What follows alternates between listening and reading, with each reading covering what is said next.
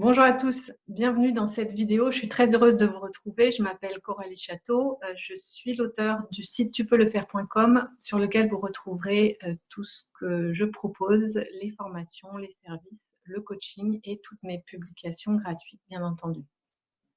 Aujourd'hui, je vous retrouve pour faire quelques précisions par rapport à ce que l'on nomme la source, ce que l'on nomme le soi, ce que l'on nomme l'âme, le cœur, parce que je note qu'il y a beaucoup de confusion et je la comprends parfaitement parce qu'à une certaine période de ma vie, c'était pour moi des notions qui étaient assez floues, des choses assez vagues que je pouvais pressentir, que je ressentais comme juste, mais que je n'arrivais pas à définir. Et pour cause, parce que, on va commencer par le commencement, ce qu'on nomme la source, c'est la conscience universelle. On peut aussi l'appeler la puissance créatrice, l'énergie vitale, la vie avec un V majuscule, ou Dieu, ou le divin. Et c'est tout simplement indéfinissable parce que c'est illimité, infini, immuable, inépuisable et indescriptible puisque c'est pas encore manifesté. C'est de l'énergie à l'état subtil, de la puissance, de la conscience à l'état subtil et illimité. Donc, en tant qu'être humain, quand on essaye de formuler ça avec des mots et des concepts, ben, ça rentre pas dans les cases parce que c'est au-delà des concepts, c'est avant les concepts, si on peut dire. Mais c'est quand même important de pouvoir en parler et se le représenter autant que possible de façon à bien se situer et pouvoir aller chercher ses ressources dans cette source. Pourquoi? Parce que j'en viens donc au deuxième terme qui est le soi, que j'aime bien appeler l'intelligence supérieure ou la conscience supérieure.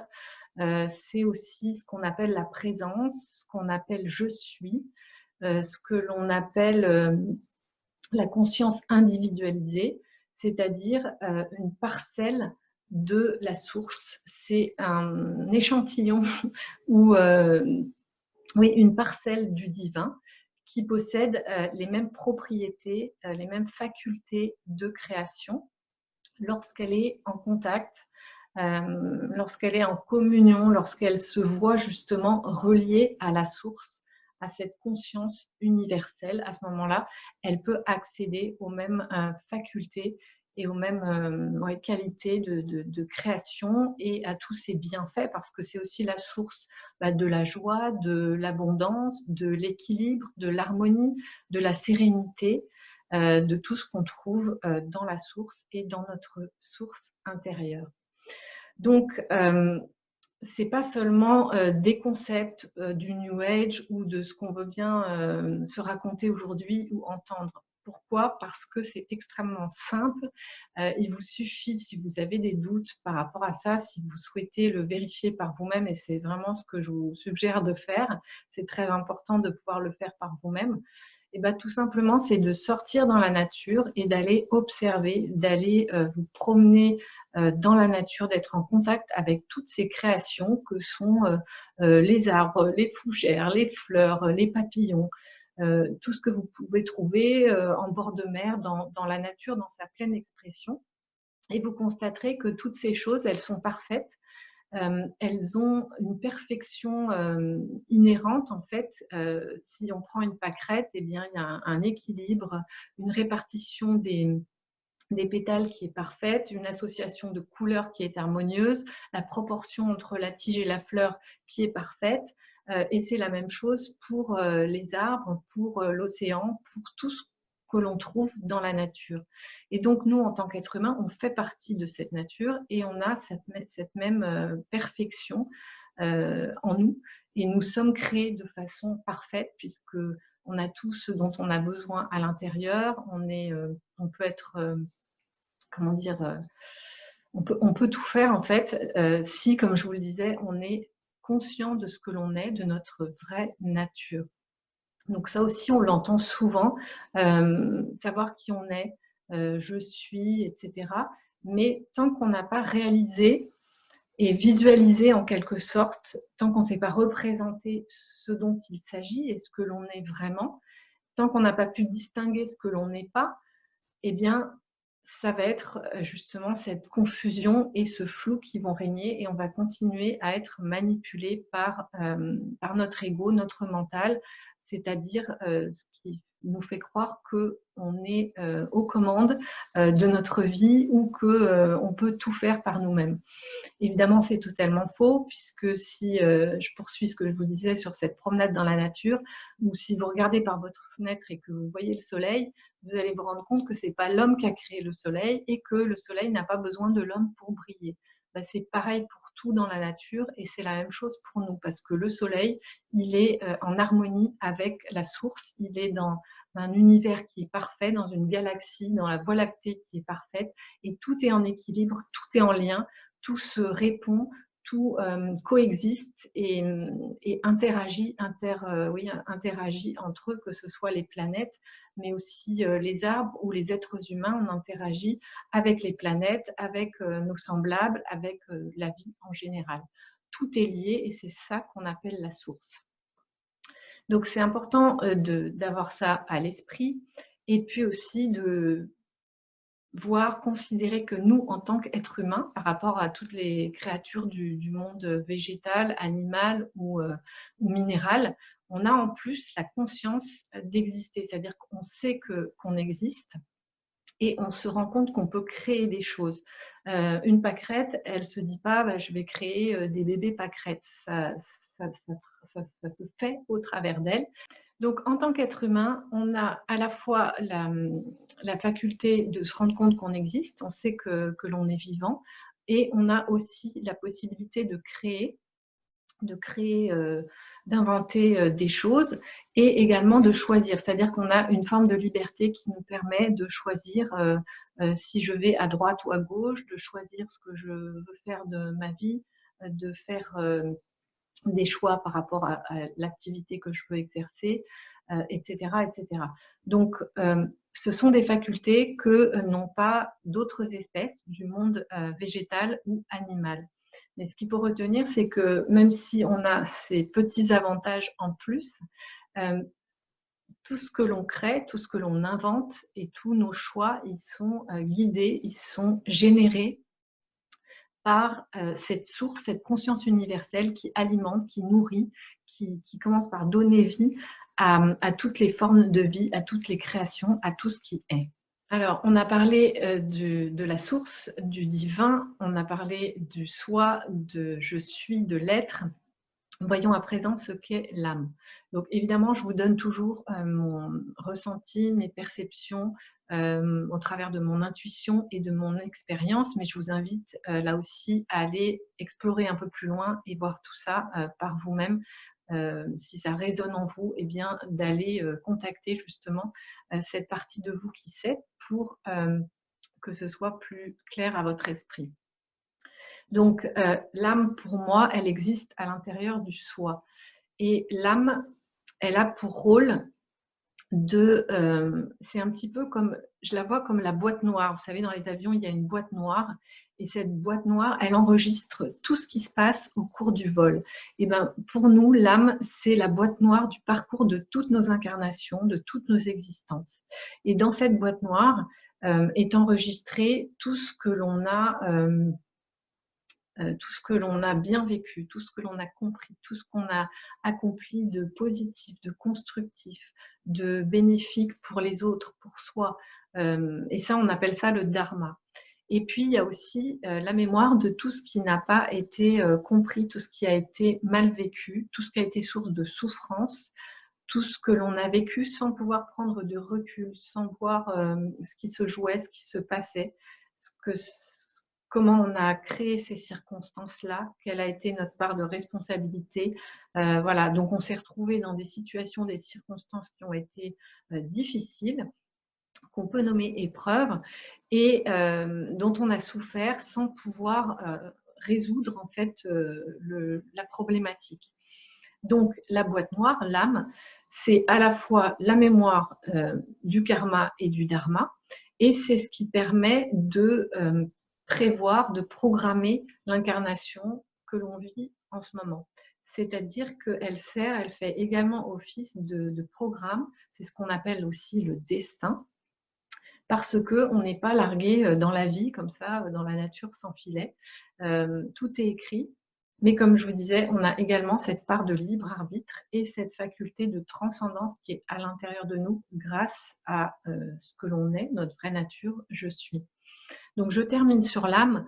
L'âme, c'est cette boîte noire qui connaît tout de nous dans ce qui a été vécu et qui donc programme ce qui est à vivre pour évoluer, pour comprendre et pour transcender en fait ces limites qui ont été créées par la souffrance.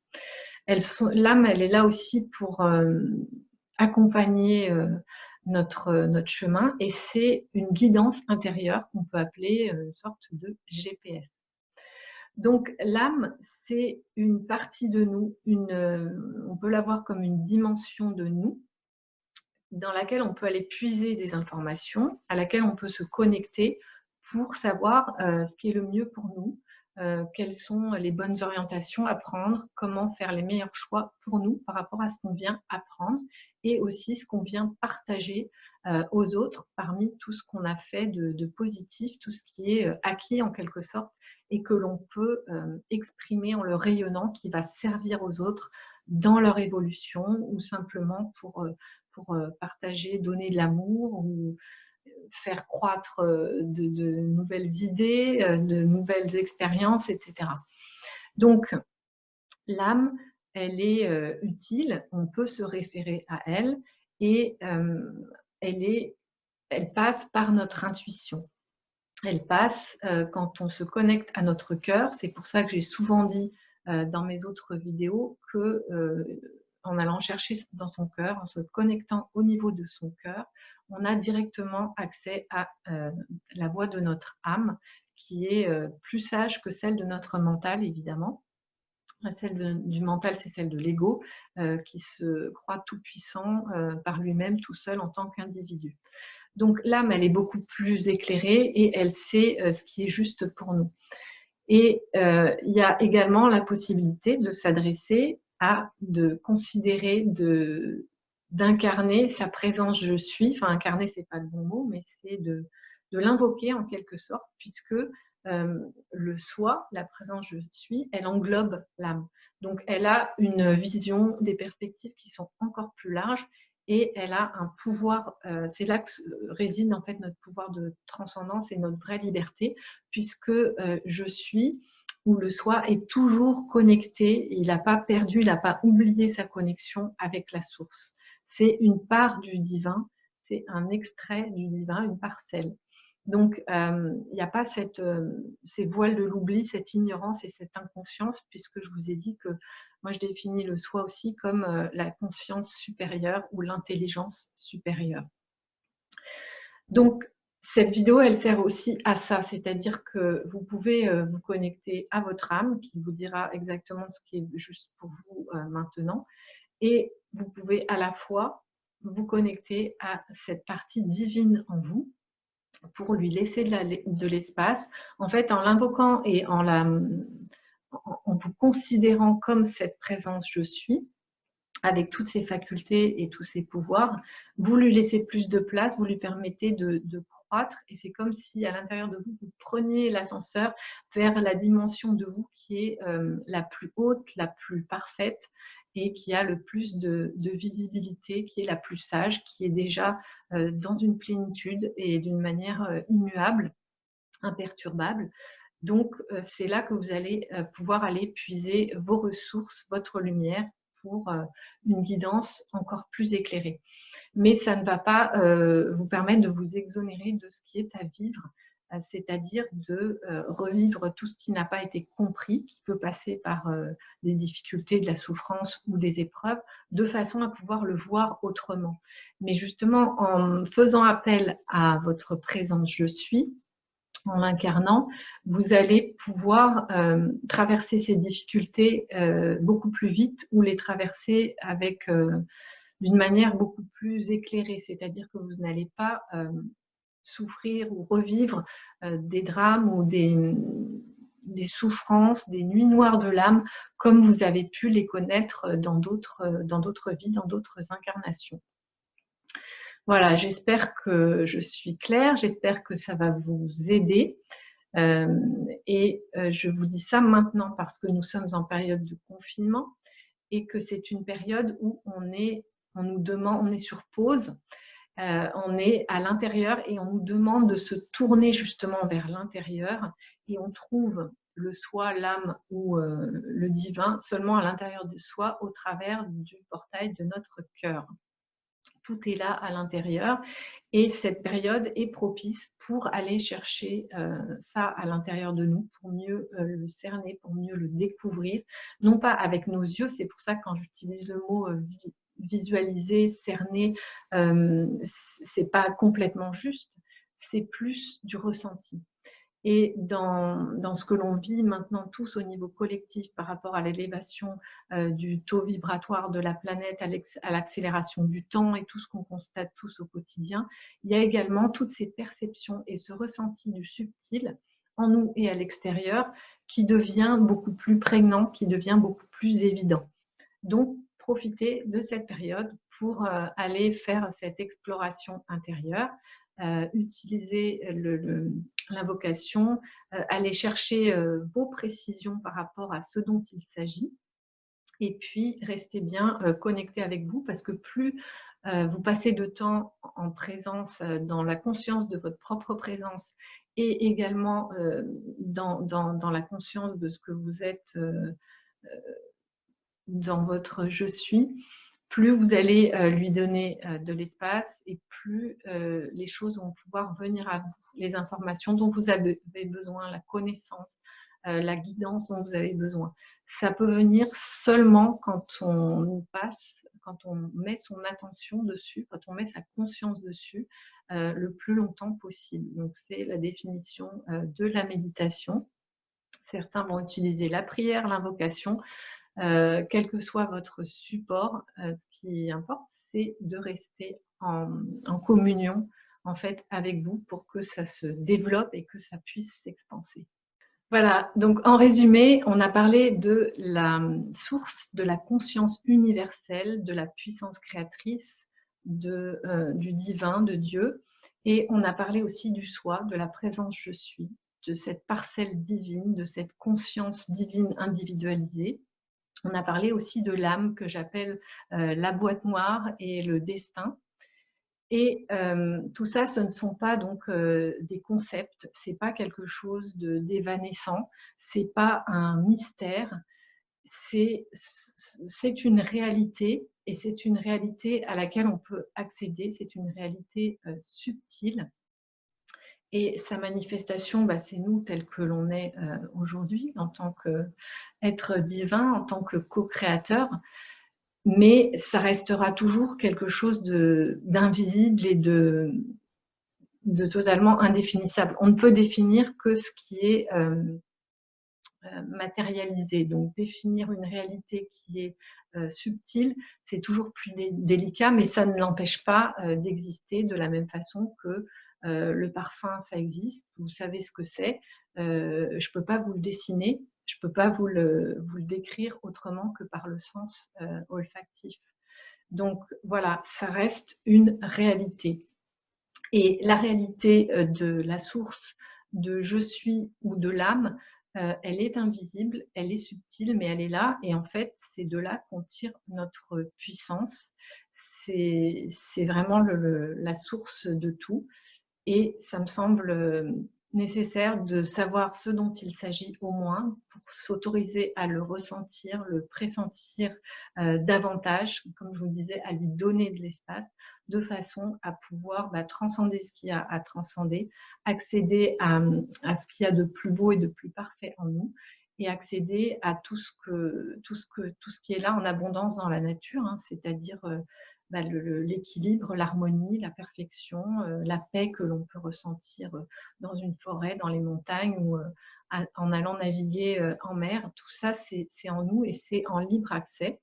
Et il nous appartient de retrouver ça à l'intérieur de nous pour pouvoir le vivre et le manifester. Et je pense que c'est l'enjeu, donc comme je vous disais, du monde qu'on est en train de construire et de ce que l'on vit au travers du confinement, de cet arrêt sur image pour pouvoir faire le point sur qui l'on est et qu'est-ce que l'on veut vivre et retrouver toutes ces facultés, pouvoir les exprimer autrement, avec beaucoup plus d'amour, de compassion, d'équilibre et de justesse.